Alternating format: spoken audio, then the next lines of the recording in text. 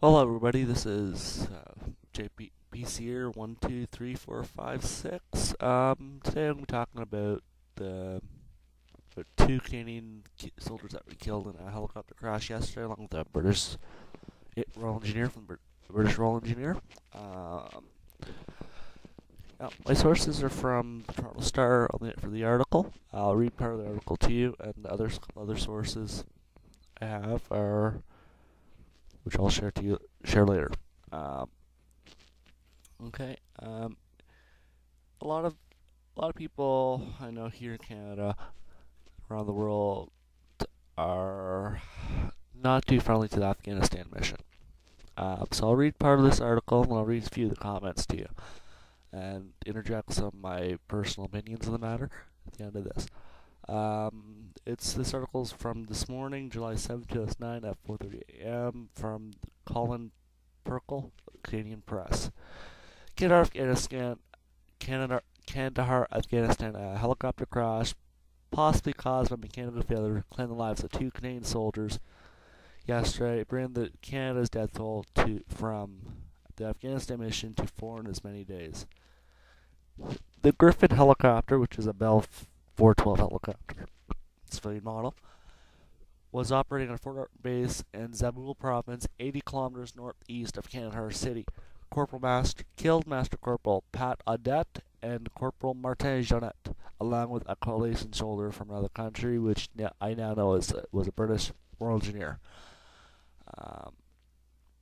Canada has now lost 124 soldiers since the Afghan mission began in 2002. 3 other Canadians were hurt in the helicopter crash. 2 were able to return to duty. Sources said the 2 pilots survived. It has been an extremely difficult week here in Canada, Canadian Commander Brigadier General Jonathan Vance said earlier today. We are all feeling a great sense of loss. While the exact cause of the crash was not immediately known, officials said it was not the result of insurgent activity, suggesting either mechanical failure or human error. Well, I'm probably going to either lean more towards mechanical failure. Audette, 38, served with the 430 Tactical Heli Squadron, while Jeanette, 25, with the 3rd Battalion Royal 22nd Regiment. Both were based at Valcartier, Quebec. Fans described Audette as a charismatic man who always knew the right words to put a smile on someone's face. Jeanette had Artical and remarkable generosity, the general said. The Zabul base is just outside Canada's main sphere of operations, but the crew was apparently on a transport mission. The crash occurred around 1:50 p.m. Canada time, or 13:50 Canada time, just hours before a transport plane carrying the body of Corporal Nick Bulger, killed Friday by improvised explosive device (IED), arrived at CFB Trenton. On Saturday, Master Corporal Charles Philippe Michaud passed away in Quebec City from injuries suffered after stepping on a landmine June 23rd. Audette, who was on his first Afghan deployment, is survived by his wife Catherine and his parents. Jeanette was on his 3rd deployment to Afghanistan, and he leaves behind his wife Marie-Eve. Well, I can say this right now. There's comments here on the Star website for this article are really decent this time around. Some people think it was insurgent activity, RPG round that hit the aircraft. No, if you guys and a lot of misinformation, they're saying that misinformation. It's possible. Special operations of this, you try to misinform your enemy, keep your enemy misinformed, which is smart. I'd say it could be. Craig White's probably the 949 this morning in the article. Military sees the news as a part of information war. Truth is of no concern.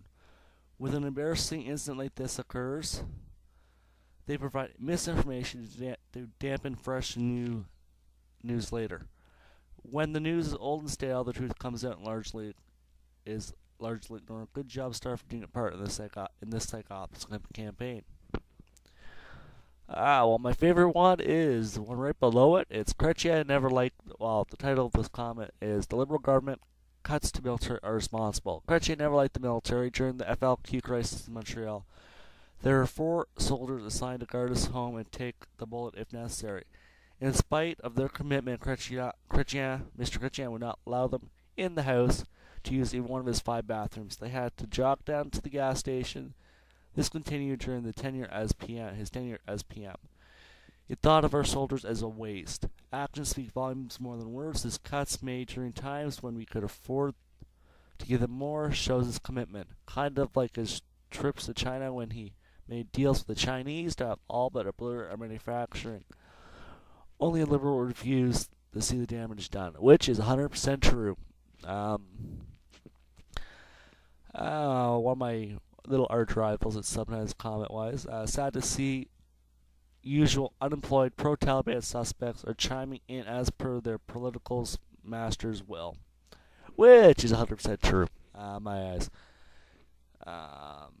Here's one from Fella67. Crash kills 2 Canadian soldiers. It's truly sad that we are in Afghanistan in the first place. I asked, what is our purpose for being there? I fully we should get out of there as soon as possible. We went there looking for Osama bin Laden. How come now we are killing people there? Where's our morality? Well, to this guy or gal, whoever he or she is, we're not there to kill. We're there to stabilize the region and provide security. That's our job.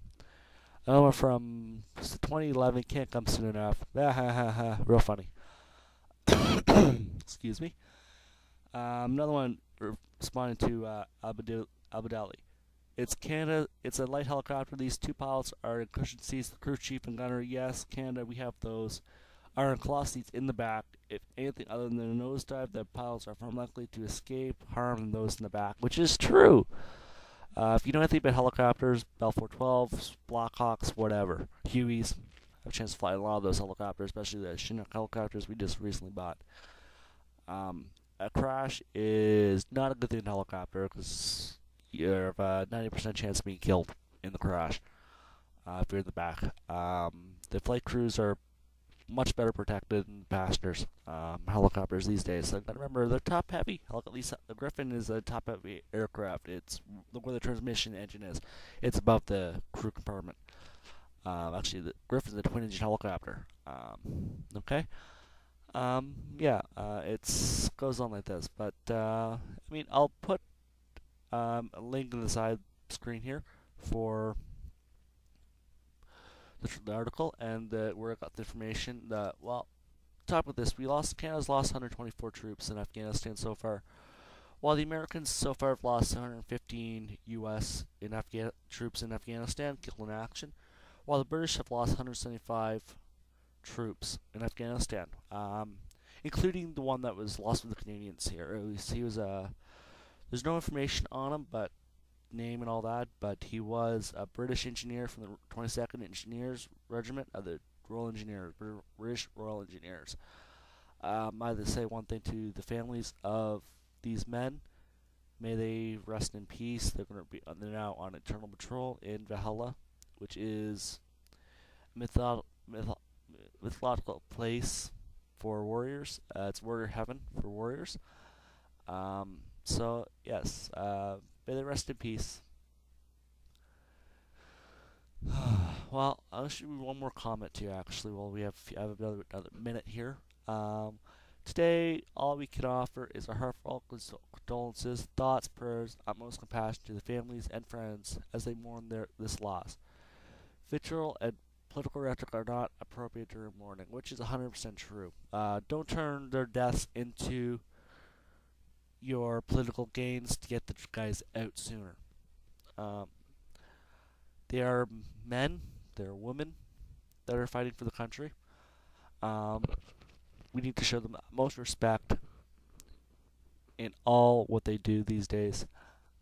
I wish all the soldiers there now, both all American, British, Canadian, German, every nationality soldier in Afghanistan now, the best.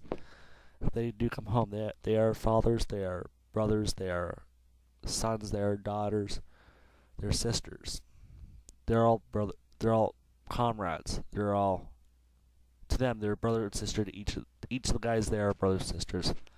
Well, this is the end of this video. Well, it's going to be more of a audio video, but So I hope everybody has a good day, and I'll talk to you guys later. I have another issue about Michael Jackson coming up. Okay, talk to you guys later. Have a great day. Bye.